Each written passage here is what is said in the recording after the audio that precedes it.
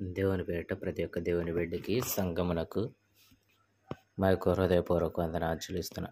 ఈ దినము దేవుని యొక్క వాగ్దానము,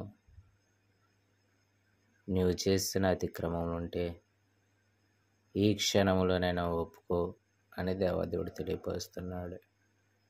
ఎందుకంటే దేవుని యొక్క లేఖనాలు సెలవిస్తున్నాయి, పరిశుద్ధాత్మ దేవదేవుడు తెలియపరుస్తున్నాడు. యెషయా గ్రంథం 59వ వచనం తెలియపరుస్తూ ఉంటాడు, రక్షింపక నేరకు ఎండినట్లు యెహోవా హస్తము కురచ కాలేదు, వెననేరకు ఎండినట్లు ఆయన చెవులు మందము కాలేదు, మీ దోషములు మీకును మీ దేవునికిని అడ్డముగా వచ్చును.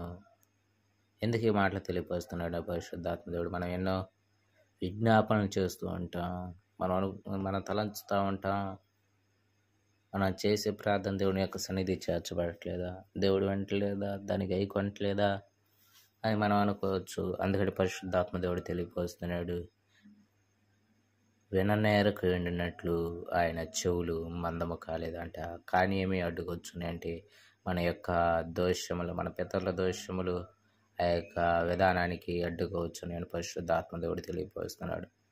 ఎందుకంటే ఆయన అంటున్నాడు కదా, పితరుల వాగ్దానం మీ సొత్తు అంటున్నాడు. పితరులు చేసిన ప్రతి ఒక్క దోషము పాపముని మనం ఒప్పుకొని నడిచిన అట్లా కృప తెరవబడిద్దని ఆయన లేఖనాలు సెలవిస్తున్నాయి. కాబట్టి ప్రియమైన దేవుని సంగమా, మనం ఏమి చేయాలంటే మన యొక్క దోషములు, మన యొక్క పాపములు ఆయన యొక్క సన్నిధిలో ఒప్పుకోవాలంట.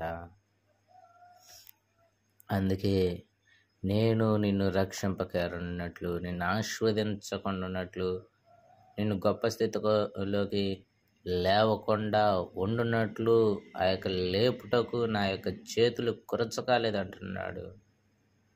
ఆ యొక్క విధానం నడిపించడానికి నా చేతులు కురచకాలేదు, నిన్ను ఆశీర్వదించడానికి నేను వేగిరున్నానని ఆయన లేఖనాలు సెలవిస్తున్న ప్రకారం ప్రియమైన దేవుని సంగమా, రక్షింపకనేరట్లు యెహోవా హస్తము కురచకాలేదు అన్నట్టు, వెననేరకు ఎండినట్లు ఆయన చెవులు మందము కాలేదు అన్నట్టు. కానీ ఇంకా ఎందుకు ఆ యొక్క కార్యం ఇంకా ఎందుకు జరగట్లేదంటే, ఆ విధానం ఎందుకు నడిపించబడట్లేదంటే మన యొక్క దోషములు, పాపములు ఆయన ముఖ కాంతికి అడ్డుగా వచ్చున్నాయి. అందుకనే యెషయా గ్రంథం 59వ వచనం తెలియపరుస్తాడు, మీ పాపములు ఆయన ముఖమును మీకు మరుగుపరచెను గనుక ఆయన ఆలకింపుకున్నాడు. శాపములంట, దోషములంట, పాపములంట. చూడండి, దేవదేవుడు తెలియపరుస్తున్నాడు, మీ పాపములు ఆయన ముఖ కాంతి మరుగుపరిచినాయి అంట, గనుక ఆయన ఆలకించుకున్నాడు. మన యొక్క విధానం ఎలా ఉందో గమనించుకోండి. నీ హృదయాన్ని నువ్వు తలంచుకో, ఒక్కసారి ఆలోచించు. నీ ఆత్మీయ విధానంలో నువ్వు ఎలా ఉన్నావు, నీ మారు మనసు విధానంలో ఎలా ఉన్నావు, నీ యొక్క విధానంలో ఎలా పరిగెత్తావు, ఎలాగా దేవుని వైపు పరుగులిడుతున్నావు, ప్రోకరిల్లుతున్నావు కానీ అది నెరవేర్చబడట్లేదు, కన్నీరు విడుస్తున్నావు కానీ అది నెరవేర్చబడట్లేదు, రోధిస్తున్నావు కానీ అది నెరవేర్చబడట్లేదు. అంటే కారణం ఏంటంటే ఇంకా నీ యొక్క హృదయంలో పాపము, దోషం అటువంటిది ఏమైనా ఉందేమో, నీ పితరుల యొక్క విధానం పనిచేయుచున్నదేమో, లేదా నీ పితరుల యొక్క విధానం నడిపించబడుచున్నదేమో. ఇప్పుడైనా ఒప్పుకోలు మనసుతో ఉండాలని అంటున్నాడు. నువ్వు ఒప్పుకున్నట్లయితే, నీ హృదయం దేవుని ముందు కుమ్మరించినట్లయితే ఆయన ముఖకాంతి నీ మీద ప్రకాశింపచేయబడిద్దంట. ఆయన ముఖకాంతి నీ మీద ప్రకాశింపచేయబడి నేను వదిలింపచేస్తానని ఆయన లేఖనాలు సెలవిస్తున్నాయి. కనుక ఇప్పుడైనా గమనించు, ఒప్పుకోలు మనతో ఉండు, ప్రార్థన చేయి.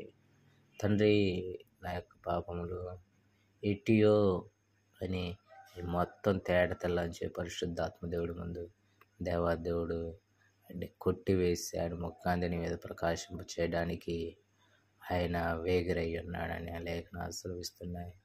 నిన్ను రక్షింపకరున్నట్లు నా హస్తము కొరచకాలేదన్న దేవుడు ఆయన హస్త నిక్షేపణ చేసి నేను రక్షిస్తాడు.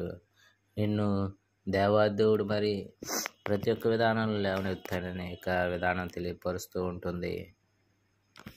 నీ యొక్క ప్రార్థన వినకుండా ఉన్నట్లు, నీ కుటుంబం కట్టబడటా, నీ కుటుంబం లేవనెత్తడా, నీ కుటుంబంలో ఉన్న బిడ్డలు మార్చబడటా, నీ కుటుంబంలో ఉన్న ఆ యొక్క ప్రతి ఒక్క బలహీనత తీసివేయబడకుండా ఉండటానికి ఏం కారణం అంటే, నువ్వు ఎంత రోధించినా ఆ దోషములు అడ్డుగా వచ్చినాయి కనుక దేవుని యొక్క చెవులకి అయ్యి అందట్లేదంట. ఎందుకంటే అడ్డుగా వచ్చినాయి నీ దోషములు. నీ దోషములు ఆ యొక్క వినుటకు ఆయనకి మందం కాలేదు, కానీ ఆయన చెవులు ఏ అడ్డుకోవచ్చున్నాయి అంటే మన దోషములు అడ్డుకోవచ్చున్నాయి. ఒప్పుకో, ఈ రోజైనా అయ్యా నా జీవితంలో ఇటువంటి విధానం ఏమైనా ఉందామని ఒప్పుకోలు మాస్తూ ఉండు. దేవుడి ఇటు వాక్యం దీవించునుగాక. ఆమె తండ్రి నీకే వందన, గొప్ప దైవమా నీకే వందన చెల్లిస్తున్నా. ఈ యొక్క ఉదయకాల సమయంలో ఈ దినమందు తండ్రి మరలా ఈ యొక్క వాగ్దానం మేము తలంచుకున్నట్టు ఇట్టి సంబంధించిన దాన్ని బట్టి మీ కృతజ్ఞతలు చెల్లిస్తున్న బిడ్డలు నాయన ఎన్నో దినాల నుండి ప్రార్థన చేస్తాను, ఇంకా నెరవేర్చబడట్లేదు అనుకుంటున్నారేమో. ఎన్నో దినాల నుండి ప్రయాసపడుతున్నది అయా శ్రేష్టమైన విధానంలో నడిపించబట్టలేదు అనుకుంటున్నారేమో. ఇంకా కుటుంబం కట్టబట్టలేదని రోధిస్తున్నా కానీ ఇంకా ఆ యొక్క ప్రార్థన నెరవేర్చబడట్లేదు అనుకుంటున్నారేమో. కీర్తనలు 25 వచ్చిన ప్రకారము తండ్రి నా ప్రార్థనలను సఫలపరుస్తానంటున్నావు కదా, సఫలపరచట్లేదని అనుకుంటున్నారేమో. కానీ వాళ్ళ దోషములు, వాళ్ళ యొక్క పాపములు నీ ముఖాంతికి అడ్డుగా వచ్చునేమో. అందుకని ఆ యొక్క ఆశీర్వాదం అన్న విధానము ఆగిపోయిన సందర్భంలో ఉందేమో. తండ్రి ఇప్పుడైనా నీ బిడ్డలు వాటిని గ్రహించి తండ్రి ఒప్పుకోలు మనసుతో ఉండి ప్రతి ఒక్క విధానం కొట్టివేయబడి ప్రతి ఒక్క విధానంలో నాయన ఆశీర్వాదం పొందినట్లు నీ ముఖాన్ని ప్రకాశింపజేయనట్లు మీ కృప తెరవండి. అద్భుతం జరిగించండి. వాళ్ళ యొక్క ప్రతి ప్రార్థన సఫలపరచబడిన గాక, వాళ్ళందరూ కట్టబడును గాక. యేసురా నీ కుమారులు కుమార్తెలు అన్నవారు ప్రతి ఒక్కరు కట్టబడును గాక. అబ్బా తండ్రి ప్రార్థన చేదురు గాక. కుటుంబం మొత్తం నీ యొక్క సన్నిధిలో మ్రోకరిల్లి నీ యొక్క ఆశీర్వాదవచనాలు పొందుకున్నాను గాక. ఇటు విధానం నడిపించి గొప్ప కార్యం చేసి అద్భుతం జరిగించమని నజరేయుడైన యేసుక్రీస్తు శక్తి గల నామమున అడిగి పొందుకొని ఉన్నాను తండ్రి. ఆమేన్, ఆమేన్.